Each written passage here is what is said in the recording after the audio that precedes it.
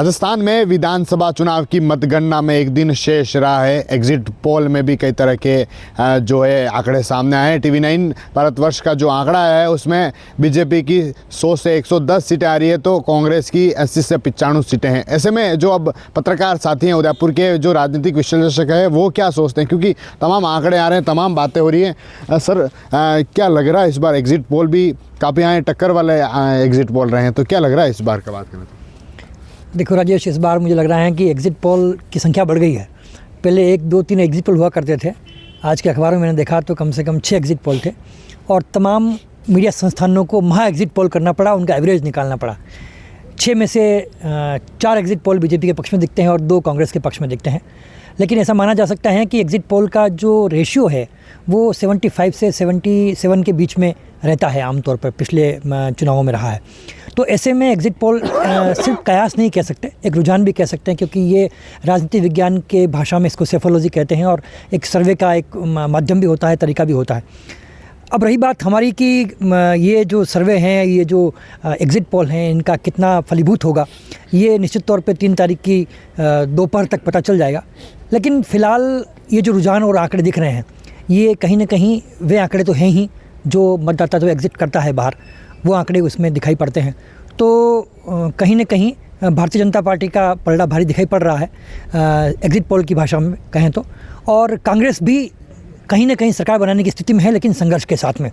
तो exit poll की बात कहें तो ये दोनों ही बातें इसके साथ सटीक बैठती हैं। सर कहते हैं राज बदलेगा या फिर परंपरा बदलेगी, लेकिन इस बार क्योंकि हर बार जब देखा जाता तो एक अलग ही हवा देखी जाती, लेकिन इस बार वह हवा नहीं रही है बीजेपी की। लेकिन जिस तरह की सीटें सामने आ रही है वो 130 तक सीटें तो पहुंच ही नहीं पा रही है, तो इस बार की बड़ी टक्कर लग नहीं रही। सर देखिए, राजस्थान का मतदाता हमेशा से रोटी उलट पुलट के खाने की परंपरा रही है। एक बार राज, एक बार रिवाज। तो ऐसा माना जाता है कि राज बदलने का यहाँ रिवाज रहा है और पिछले 3 टर्म से तो ऐसा ही देखने को मिला है। बीर सिंह शेखावत जी के जाने के बाद से लगातार सरकार और सत्ताएं बदलती रही है। तो मतदाता और पार्टियां तो यही सोच के वोट देती हैं कि हम अपना ये इस बार का रिवाज कायम रखेंगे और राज बदल देंगे। लेकिन कई बार ऐसे होते हैं कि राजनीति में मिथक बनते हैं और टूटते हैं। कुछ मिथक टूटने के लिए ही बनते हैं। तो ऐसा माना जा सकता है कि हो सकता है कि ये रिवाज कायम रहे, हो सकता है रिवाज टूट भी जाए, क्योंकि राजनीतिक पंडित चर्चाएं करते हैं, विमर्श भी करते हैं, लेकिन हम मतदाताओं के मन को नहीं पढ़ सकते। और सबसे महत्वपूर्ण ये है कि आज का मतदाता परिपक्व हो गया है।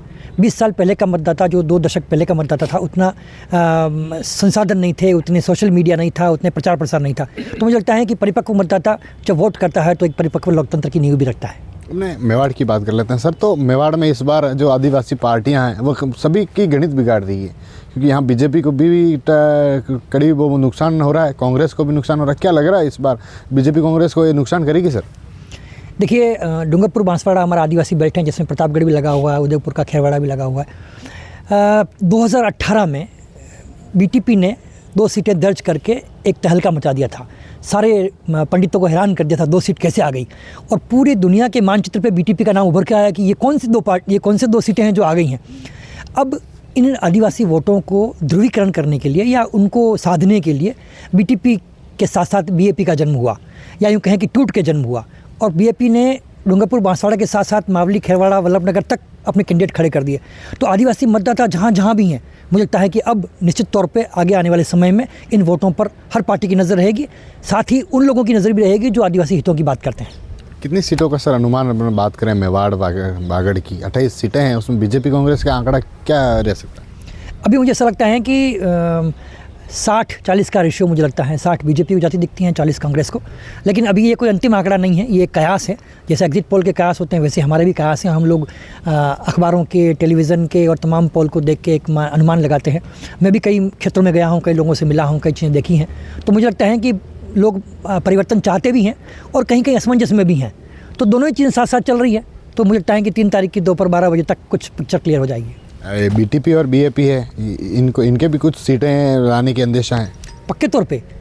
डूंगरपुर बांसवाड़ा में तो आप मान के चलिए कि अप्रत्याशित तौर पे सीटें आएगी, और हो सकता है कि राजनीतिक जो बड़े बड़े दिग्गज थे वो भी ध्वस्त हो जाएं, ऐसा मुझे लगता है। क्या लग रहा है सर? एग्जिट पोल काफ़ी कुछ कह रहे हैं, कड़ी टक्कर वाले एग्जिट पोल इस बार आए हैं, क्योंकि 130 तो बीजेपी जा ही नहीं रही है और कांग्रेस भी उनकी पूरी तरह टक्कर में इस बार। ये जैसा आपने बताया कि एग्ज़िट पोल जो अलग अलग आंकड़े बता रहे हैं, तो इनके क्या है कि नापने का जो तरीका है वो सबका अलग अलग होता है और वो अपने सिस्टम से काम करते हैं। लेकिन पिछले कुछ सालों में ऐसा हो रहा है कि मतदाता जब वो सर्वे करते हैं तब बोलता कुछ और है, लेकिन जब वो बटन जब दबाता है तब कहीं और दब जाता है उसका ये होता है कि इस दरमियान कई सारी चीज़ें, कई सारे फेरबदल हो जाते हैं। जो ये सर्वे करते हैं 3 मापों के अनुसार करते हैं, और जब शुरू करते हैं और जब अंत तक आते हैं तब तक वो परिदृश्य बदल जाता है। इसलिए ये जो एग्ज़िट पोल में जो बदलाव होता है और जो सटीक नहीं बैठते हैं, कई बार सटीक बैठ जाते हैं, इसकी वजह ये होती है। लेकिन जो धरातल पे जो लोग काम करते हैं, जैसे पत्रकार है, चाहे वहाँ का राजनीतिक नेता है वहाँ के, वो उन लोगों को सारे परिदृश्य जो है वो पता होते हैं। आपको क्या लग रहा है इस बार मेवाड़ के आकलन की बात कर लें, क्या लग रहा है आप?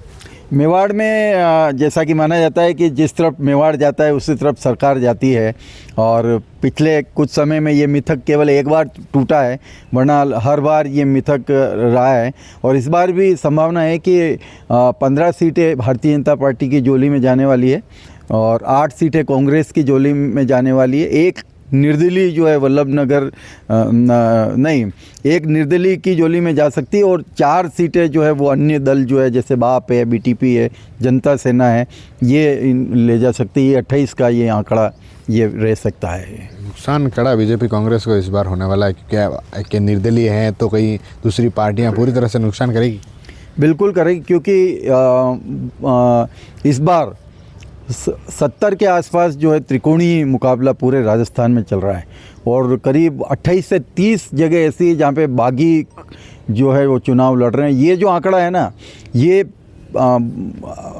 पहली बार इतना बड़ा आंकड़ा कि 100 की संख्या में, इतनी बड़ी संख्या में त्रिकोणी और बागी आने से मुकाबला कड़ा हो गया। और ये जो वोटिंग प्रतिशत जो बढ़ा है ना, ये 6 से 7%, 8% वोटिंग प्रतिशत राजस्थान में बढ़ा, अभी तक का रिकॉर्ड कायम हुआ। उसकी वजह भी यही है कि त्रिकोणी और बागी ने जोर लगाया इसके अंदर।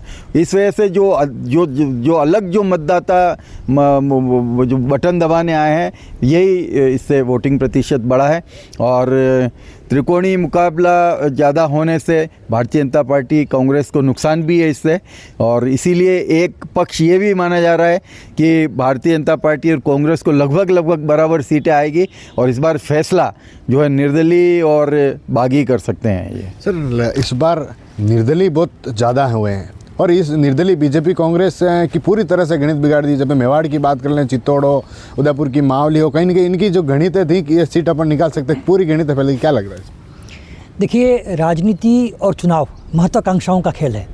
जब कभी भी किसी राजनीतिक दल के मजबूत कार्यकर्ता को टिकट नहीं मिलता है, वो बागी हो जाता है। बागी यानी निर्दलीय। तो कल भी मैंने कहा था कि टिकटों का वितरण अगर आपने सही कर लिया तो आपने चुनावी वितरणी आधी पार कर ली। लेकिन अगर आप नहीं कर पाए, आपने कार्यकर्ताओं को नहीं साधा, आपने मजबूत जो दिग्गज हैं उनको नहीं साधा, तो कहीं ना कहीं उनके मन में असंतोष तो पैदा होता ही है। आप अगर ऐसे किसी व्यक्ति को पैराशूट की तरह उतार दोगे, जो बरसों से काम करने वाला देख रहा है, तो उसके मन में, उसके दिल में कहीं ना कहीं टीस तो उठेगी। इस टीस को दूर करने के लिए अगर पार्टियाँ अगर सही ढंग से क्राइसिस मैनेजमेंट नहीं करती है तो उनको नुकसान बहुत दूर तक भुगतना पड़ता है। आपका सवाल जहाँ तक है, इसमें मेरा मानना ये है कि राजस्थान में, न सिर्फ मेवाड़ की बात करें, राजस्थान में जहाँ जहाँ निर्दलीय ताल ठोंक रहे हैं, और आज का अखबार भी कह रहा है कि निर्दलीयों से दोनों पार्टियों ने संपर्क किया है, और निर्दलीय खुद भी कह रहे हैं कि पार्टियों ने संपर्क किया है, वो निर्दलीय हैं जिनको किसी न किसी पार्टी से टिकट मिलने की संभावना थी, लेकिन टिकट मिला नहीं, कट गया। टिकट मिलना और कटना भी कई सारे मुद्दों के आधार पर तो चलता है, आप खुद भी जानते हैं। ऐसे में ये देखना बहुत ज़रूरी है कि ये तमाम निर्दलीय या तो वोट बिगाड़ेंगे या जीतेंगे। वोट किनका बिगाड़ेंगे? वो अपने जिस पार्टी से टूट के अलग हुए हैं, निर्दलीय हुए हैं, वो एक तो उसकी पार्टी का वोट खाएगा और अपने प्रतिपक्षी पार्टी को फ़ायदा पहुंचाएगा। ये हालांकि एक अनुमान के तौर पर कह सकते हैं, लेकिन निश्चित तौर पे आप मान के चलिए कि इस बार एग्जिट पोल भी कह रहे हैं, हम आप भी कह रहे हैं, प्रकाश जी ने भी कहा है अभी कि दोनों ही पार्टियों में कांटे की टक्कर है। 90 से पार तो दोनों ही पार्टियाँ पहुँच रही हैं। तो मान के चलिए कि सरकार का भाग्य निर्माण ये 10-15 निर्दलीय विधायक मिलकर करेंगे।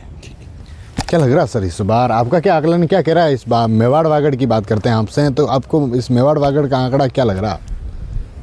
मेरे दोनों साथियों ने बहुत कुछ तो डिटेल में बता ही दिया आपको। मेवाड़ वागड़ में स्थिति कमोवेश वही है। बाप और बीजेपी दोनों ट्राइबल एरिया में अपना काम कर रही हैं। उसके अलावा जो शहरी क्षेत्र है या जो जनजाति बाहर के क्षेत्र है, वहाँ भारतीय जनता पार्टी और कांग्रेस में तगड़ा मुकाबला है।